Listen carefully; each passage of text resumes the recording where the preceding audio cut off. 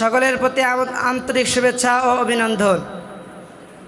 আলহামদুলিল্লাহ, আমি আপনাদের সামনে উপবিষ্ট হয়েছি যেই বিষয়টি আলোচনা করার জন্য। সেই বিষয়টি হলো কোরআন আমাদের মুক্তির রাজপথ। আলহামদুলিল্লাহ, আমাদেরকে সর্বপ্রথম জানতে হবে কোরআনে কারিমের পরিচয়।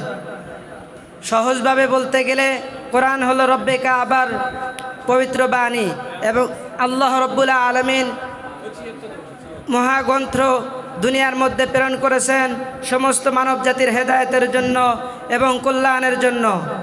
শুধু তাই নয়, আল্লাহ রব্বুল আলামিন মানব জাতির কল্যাণের জন্য এই কোরআনকে প্রেরণ করেছেন এবং কোরআনের পরিচয় আল্লাহ রব্বুল আলামিন নিজেই কোরআনের মধ্যে তুলে ধরেছেন।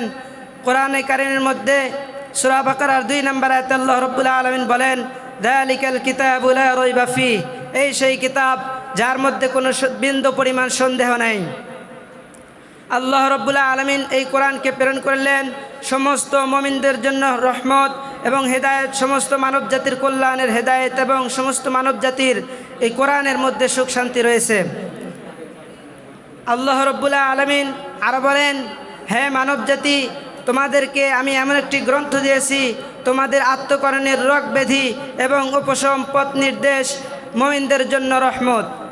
আল্লাহ রব্বুল আলামিন আরো বলেন কোরআনে কারিমের মধ্যে, আল্লাহ রব্বুল আলামিন কোরআনের কারিমের পরিচয় ধরেছেন। তো তারপরে মানব জাতি আল্লাহ রব্বুল আলামিন তথা আমরা আল্লাহ রব্বুল আলামিনের কাছে প্রার্থনা করি, হে রব, আমাদেরকে আপনি সহজ সঠিক পন্থা দান করেন। আল্লাহ রব্বুল আলামিন জবাবে বলেন যে, হে আমার বান্দারা, হে মানব জাতি, তোমাদের মধ্যে আমি এমন একটি কোরআন, এমন একটি কিতাব, এমন একটি গ্রন্থ আমি পাঠিয়ে দিয়েছি যার মধ্যে তোমরা এই কোরআনকে অনুসরণ করে চললে তোমরা কামিয়াবি হতে পারবে এবং এই কোরআনকে অনুসরণ করলে তোমাদের সরল সঠিক পূর্ণ পন্থা খুঁজে পাবে।